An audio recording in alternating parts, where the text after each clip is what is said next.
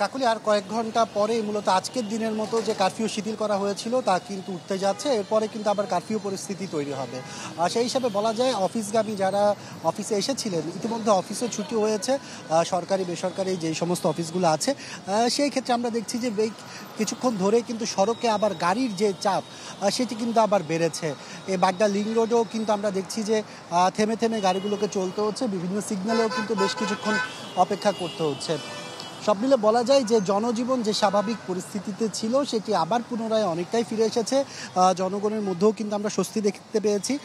তবে যারা অফিসগামী আছেন তাদের একটি অভিযোগ যে গণপরিবহনের কিছুটা সংকট রয়েছে। যে পরিমাণ আসলে রাস্তায় মানুষ আছে সে পরিমাণ আসলে যে বাসের প্রয়োজন গণপরিবহনের সেটি কিন্তু খুব কম। তবে তারা আশা করছে পরিস্থিতি যতই সামনের দিকে স্বাভাবিক হবে ততই তারা তাদের স্বাভাবিক যে যাতায়াত সেটি আবার করতে পারবে। যেহেতু সন্ধ্যার পর থেকে আবার কারফিউ পরিস্থিতি আগের মতো চলে আসবে, সে কারণে বলা যায় যে কি এখন যারা অফিসগামীরা ছিলেন, অফিস বিভিন্ন কাজে বাইরে বের হয়েছিলেন, তারা কিন্তু এখন আবার ঘরে ফেরার যে ব্যস্ততা সেটি কিন্তু শুরু হয়েছে। এছাড়া যদি বলে রাখি রাজধানীর বিভিন্ন সড়কে কিন্তু এখনও আমরা সেনাবাহিনী থেকে শুরু করে র্যাব, বিজিবি তাদের টহল দিয়ে বেড়াচ্ছেন। আর বিভিন্ন স্থানে কিন্তু গুরুত্বপূর্ণ পয়েন্টগুলোতে আইন শৃঙ্খলা রক্ষাকারী বাহিনীর উপস্থিতিও লক্ষ্য করা যাচ্ছে। কাকলি।